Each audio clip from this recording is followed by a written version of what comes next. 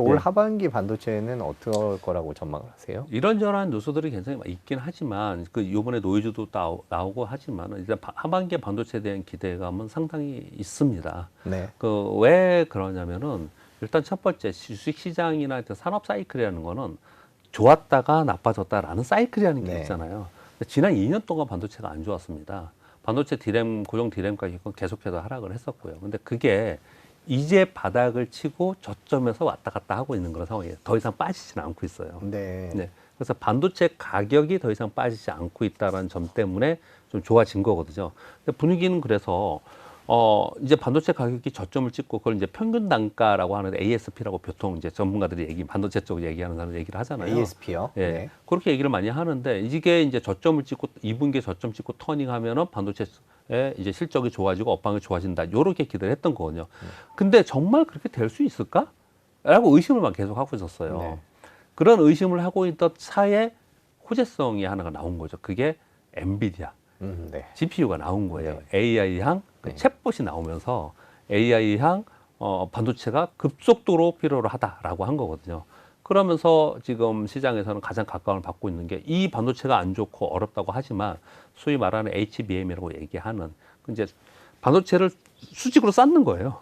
수직으로 싸서 네. 그러니까 더 연산을 빠르게 하거나 뭐 이런 이제 기능이 더 있는 거죠. 이건 이제 후공정에 들어가 있던 거거든요. 네. 근데 그 후공정 기업들은 역사적 신고가를 내면서 주가가 오르고 있어요.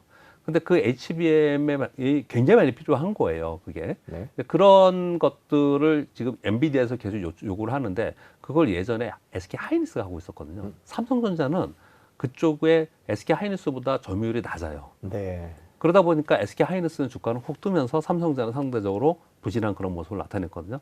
여하튼 그건 주가의 측면이고요. 지금 소위 AI향이라고 하는 반도체의 수요가 어마어마하다고 합니다. 그러다 보니까 엔비디아가 그 공급 수요를 쫓아가지 못하는 거예요.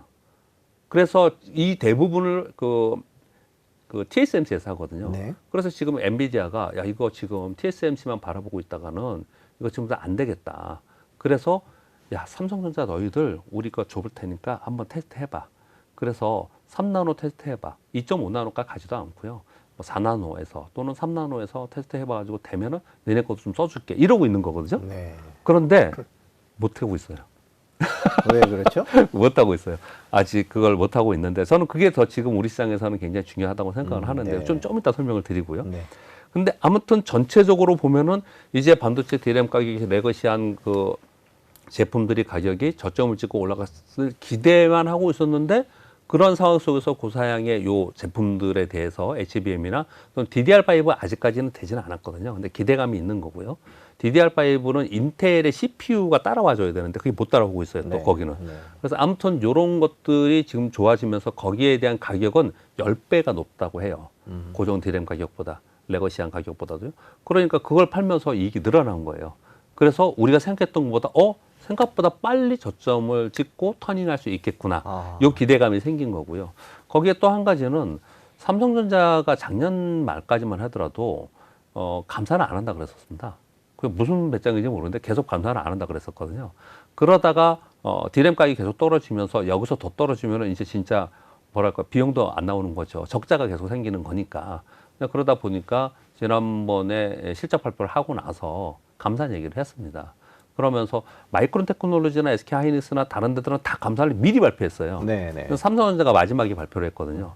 그럼 삼성전자마저도 이렇게 감사를 하는구나. 그렇다면 재고가 엄청나게 쌓여 있었는데 그 재고가 지금 하반기에 가면은 이제 재고가 거의 오히려 소진되면서 오히려 부족할 수도 있는 상황이 될 수 있겠구나.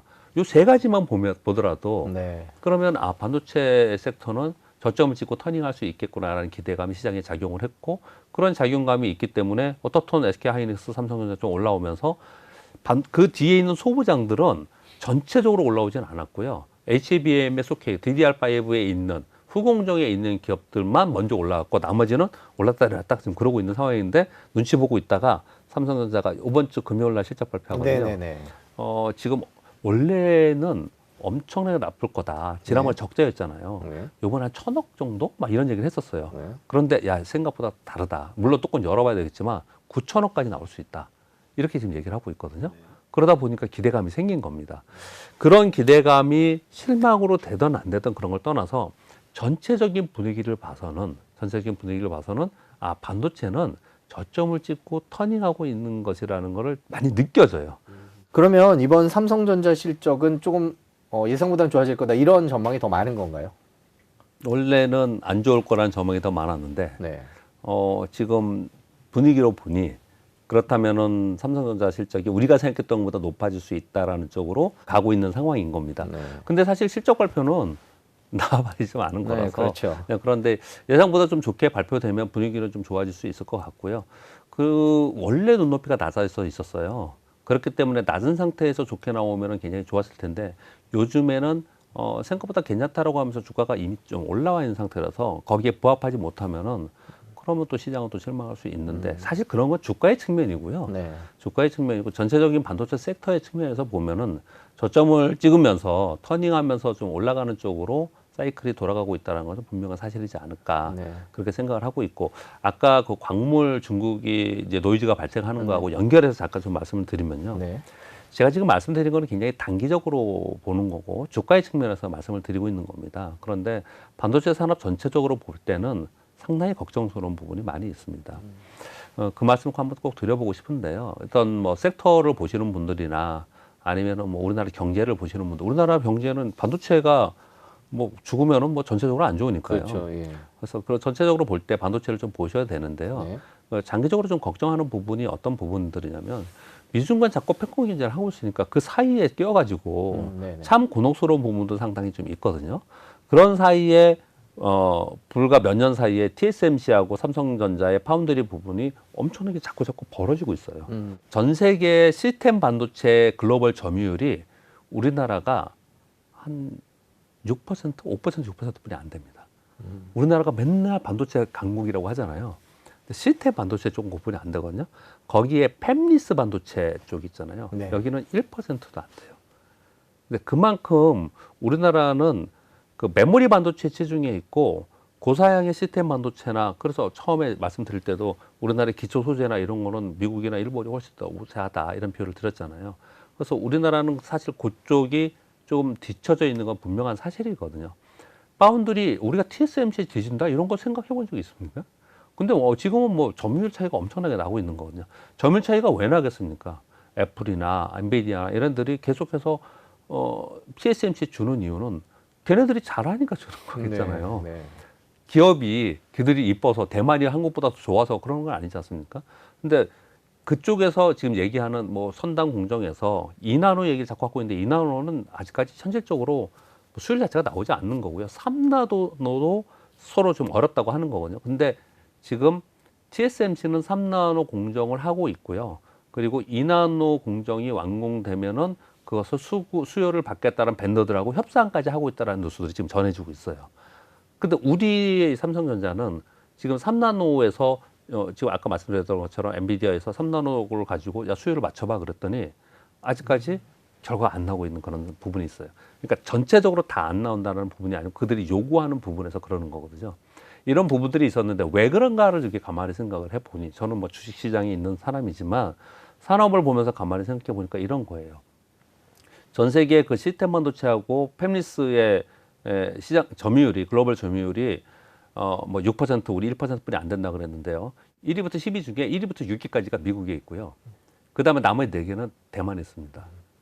그러니까 이 얘기는 무슨 얘기냐면 강력한 중소기업들이 뒷받침이 되어 있으면서 그들과 협력하에 기술 개발이 계속 되어서 계속 와 있었다는 거예요. 근데 우리나라도 저는 주식시장에 있기 때문에 우리나라도 보면 우리나라의 팹리스 업체나 시스템 업체들, 시스템 기업들, 반도체 기업들이 꽤 있습니다. 근데 이들의 주가가 어떨 때 한번 올랐다가 어떨 때 빠지고 또는 전체적으로 우상향하면서 성장하는 그런 기업들 또는 글로벌리 정말 독보적인 기술을 가지고 있다라는 기업들을 찾을 수가 없어요. 왜 이렇게 됐는가를 생각을 해보면은 그냥 대형사 위주로 삼성전자 위주로 계속 온 거죠. 어제 삼성전자가 파운드리 2023 어제 뭐 세미나를 했죠. 세미나를 네, 했습니다. 네. 거기서 여러 가지 얘기를 했는데 요번에 굉장히 위기의식을 느낀 거예요. 자꾸 뒤따라간다. TSMC 이렇게 지치면 어떡하냐. 그러다 보니까 메모리 쪽에 그 팀장 2명을 전격적으로 교체를 하면서 그러면서 얘기한 게 뭐냐면 앞으로 우린 삼성전자에서 파운드리 공정에 있는 쪽에 중소기업의 공정 기술을 일부 공유할게. 그리고 너희들이 팹리스에서 만들어 오는 고사양의 기술력 있는 그런 반도체가 있으면 가져와봐. 우리한테 만들 수 있는 시제품을 여기서 만들어 줄게. 이걸 앞으로 할게라고 발표를 했어요. 네. 그래서 저는 굉장히 고무적이라고 생각을 하고 어찌 생각해 보면은 여러분들이 그냥 일반적인 사람들이 들을 때는 우리나라에 여태까지 그렇게 안 하고 있었어? 이런 생각이 들잖아요. 근데 지금이라도 굉장히 우리는 기술력 있는 그 중소기업이 많이 있으니까 굉장히 좋은 발표를 했다고 저는 생각을 하거든요. 그런 부분들이 점차로 더 확대되고 이런 속에서 우리는 빨리 쫓아갈 수 있을 거라고 생각이 들어요. 요 말씀을 드린 이유는 우리가 지금 어떤 부분에서는 뒤따라가고 있다라는 거거든요. 여기서 쫓아가지 못하면은 우리가 디램의 전체 1위라고 해서 자부심을 갖고 지금 현대도 그렇지만 근데 진짜 고부가가치의 반도체 쪽은 계속 뒤쳐져 있는 그런 상황이 되면은 야 그러면은 앞으로 우리나라 반도체는 우리나라 삼성전자는 뭘 갖고 갈 거야? 이런 걱정을 하는 분들이 굉장히 많습니다. 그래서 삼성전자의 장기 투자가 맞는가? 이런 걱정을 하는 분들이 많거든요. 근데 그렇게 삼성전자나 우리나라 반도체 쪽에 장기 투자하시는 분들은 지금 말씀드리는 이런 부분들을 함께 고려해 가면서 그 추이를 봐야 되지 않을까 그렇게 생각하고 있습니다. 더 많은 뉴스를 보시려면 화면 오른쪽에 있는 구독 버튼을 눌러주시면 됩니다. 그리고 제보할 게 있으면 꼭 저희한테 보내주십시오. 저희가 열심히 취재하도록 하겠습니다. 항상 SBS 뉴스를 시청해 주셔서 대단히 고맙습니다.